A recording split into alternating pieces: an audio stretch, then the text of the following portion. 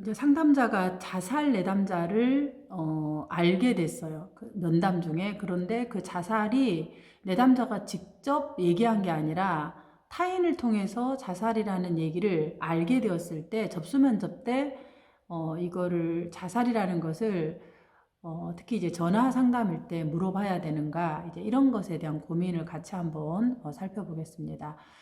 일단은 접수 면접에서 이제 자살이라는 부분을 상담자가 알게 되었을 때, 그러니까 이분이 이제 매일 죽을 생각을 하고 있다. 그리고 또 오래전, 10년 전부터 자살에 대한 시도를 했었다. 최근에는 매일 자살을 생각을 하고 있다. 그러면 접수 면접이든 전화 상담이든 간에 자살이라는 것은 이 내담자와 내가 만날 수 있는 마지막 시간일지 몰라요.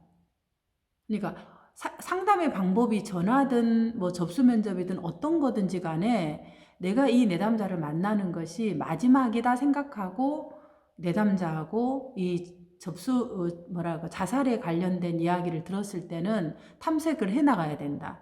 그럼 내담자가 혹 이걸로 인해서 상담을 드랍할 수도 있고 또 신뢰관계가 쌓여지지도 않았는데 자살이라는 이 부분을 너무 직접적으로 물어버리면 내담자 쪽에서 너무 당황하지 않을까. 너무 상담자가 또 직접 얘기한 것도 아닌데 이런 이제 상담자의 고민이 들 수가 있어요. 그럼에도 불구하고 자살은 직접적으로 질문하고 그리고 그 시간을 들을 때 질문하는 것이 안전하다. 그러니까 우리가 뭔가 위험한 상황일 때는 다른 것을 고려하는 게 아니라 항상 그것만 먼저 고려하잖아요. 어떤 상황이든지 간에 그 안전에 대한 부분을 먼저 고려하죠. 그런 이제 이게 질문을 하는 게 필요하다. 이제 그렇다면 두 번째, 질문을 할 때 우리가 가능하면 이 내담자가 얘기하지 않았는데 이 자살에 대한 이야기를 나는 알고 있어요. 근데 내담자는 그 자기의 가까운 가족을 자살이라 안 하고 뭐 사별이라든지 아니면 사고라는 것으로 이야기를 할 수 있겠죠. 그쵸? 그렇게 얘기를 하는데 다만 혹 당신이 자살을 생각하고 있냐 그럴 때 자살을 생각하고 있다 그래요. 그럼 이 두 개의 관계를 어떻게 상담자가 연결해서 질문하느냐. 이때 이제 우리가 기억해야 되는 게, 제가 위기 상담 그런 내담자의 질문들을 내비게이션 강의할 때 제가 알려드렸던 것을 아마 기억하시면은 조금 더 도움이 될 것 같아요. 자, 어떠냐면 내담자에게 혹시 본인이 요즘 자살을 생각하고 있을까요? 이런 어려운 가운데 있으니까 네, 제가 생각하고 있어요. 혹은 매일 그래요. 그러면은 우선 얼마나 힘드시면은 이 자살에 대한 부분들을 생각하셨을까요? 그래서 이제 자살 사고, 자살, 그 다음에 시도, 계획, 이런 것들을 이제 당연히 물어봐야 되겠죠. 그 다음에 이제 그것은 당연히 물어봐야 되고, 그럼 내담자가 시도를 했고, 그 다음에 또 생각을 매일 하고 있고, 특히 뭐 밤에 아니면 뭐 많은 분들이 운전하면서 약 먹는 이런 방법들을 생각을 하고 있죠. 차에 뛰어 들어가 버릴까, 운전하면서 내가 가버릴까, 뭐 약을 먹을까, 이 방법을 주로 이제 많이 얘기를 하는 것 같아요.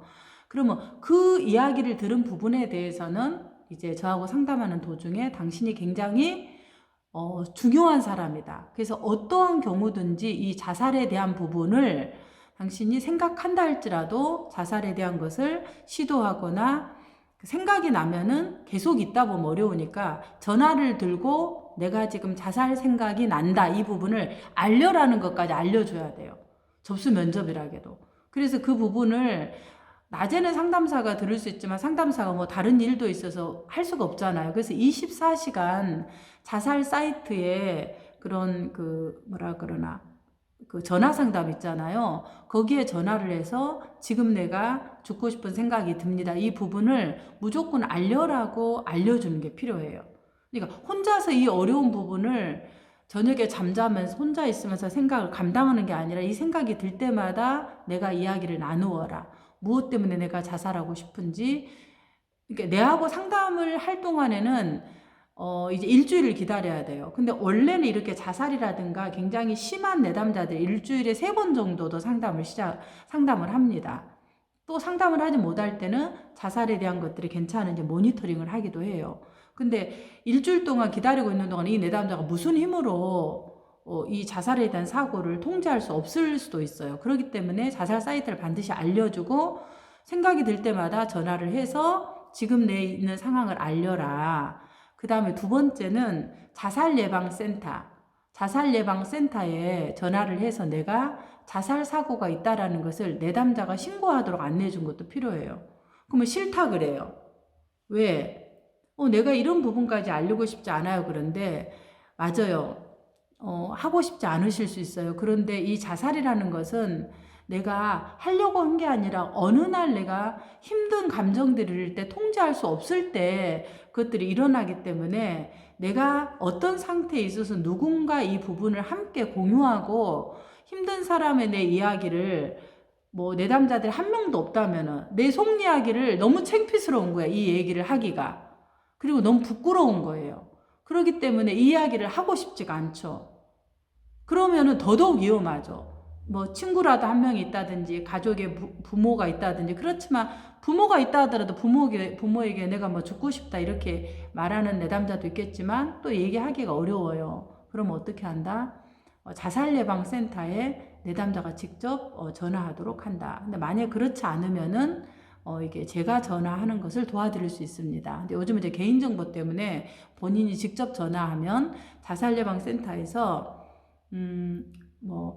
자살예방센터 아니라도 각 지역마다 정신건강증진센터가 있어요. 그리고 정신건강증진센터에는 자살을 관련하는 부서가 있고 그 부서에서 이런 자살 그런 그 잠재적 위험군들을 관리하고 전화해주고 모니터링하는 역할을 합니다. 또 자살에 관련된 직접적인 상담도 하고요. 왜 이런 부분을 상담자가 분배하도록 하냐면 만약에 무슨 사고가 일어났을 경우에 상담자가 이걸 혼자서 하는 것은 되게 어려운 일입니다. 그렇기 때문에 이런 그 힘든 부분들을 공유해서 네트워킹해서 이 내담자가 혼자 서비스를 받고 있지 않고 여러 사람과 함께 공유하는 것이 상담자로서는 상담자의 안전에 필요한 부분이죠. 자, 이건 이제 시스템적인 부분이에요. 이 부분을 해야 되고요. 그 다음에 이제 두 번째는 그러면 만약에 내가 더 질문을 직접적으로 해야 된다면 어떻게 질문을 해야 되느냐. 내가 이야기를 들었는데 당신 남편이 자살이라면서 이런 것보다 오히려 자살을 우리가 물어볼 때는 자살의 위험 요인 중에서 가족력이라는 게 있어요. 그러니까 자살을 물을 땐 반드시 가족력 중에서 누가 자살한 사람이 있나를 반드시 물어봐야 돼요. 왜냐하면 우리가 이제 그런 질환의 어려움 중에서 많은 부분들이 유전적인 부분이 있는 것처럼 자살 또한 가족력들이 굉장히 영향을 많이 미쳐요. 그래서 가족의 누군가가 자살을 했으면 그 영향으로 자살을 쉽게 선택하다는 거죠. 다른 일반 사람보다. 왜냐하면 우리가 삶이라는 것은 대처 방식은 늘 가까운 사람들하고 있는 감정이 오염이 되거든요.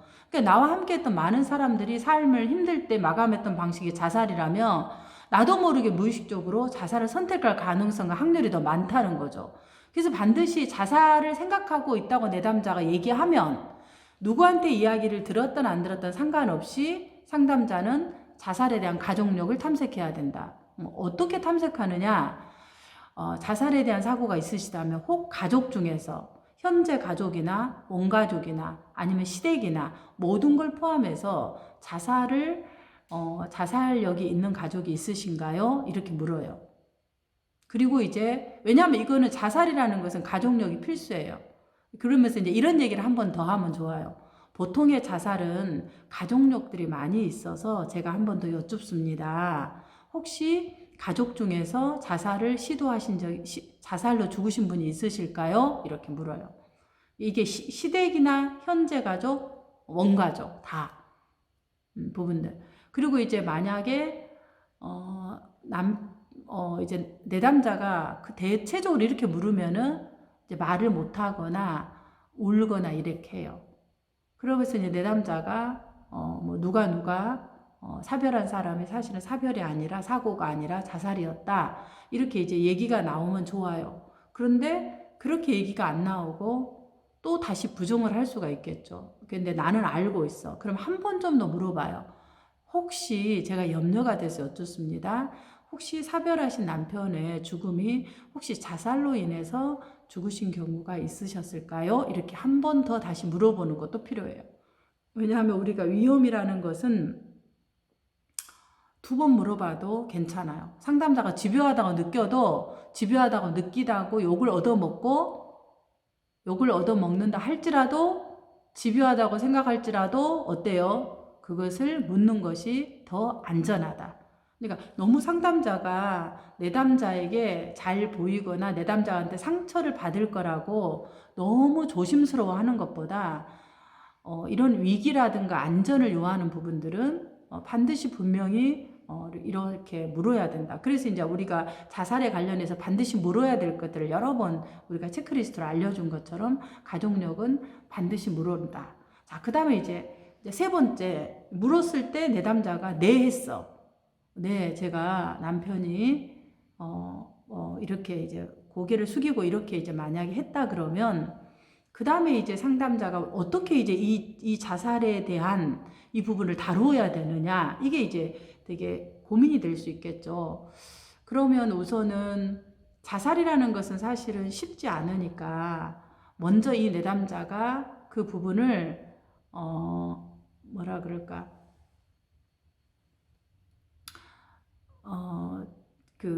이렇게 용기를 내서 이 부분을 얘기를 해준 부분에 대해서 먼저 참 힘이 드셨을 텐데 고맙습니다. 저를 믿고 이렇게 마음의 깊은 부분에 이야기들을 이렇게 꺼내 주셔서 정말 감사합니다 하고, 그 꺼내 주신 거에 대해서 사실은 굉장히 정성스럽게 받아야 돼요. 그 부분을 이야기하기가 쉽지 않으셨을 것 같아요. 맞아요. 이제 그렇게 잡고 한 가닥 숨을 쉬고 이제 그러면 대부분 많이 울어요. 그리고 나서 이제 그 구체적인 상담에 대한 내용들을 어떻게 진행해야 될지는 다음에 한 번 좀 더 다뤄보도록 하겠습니다.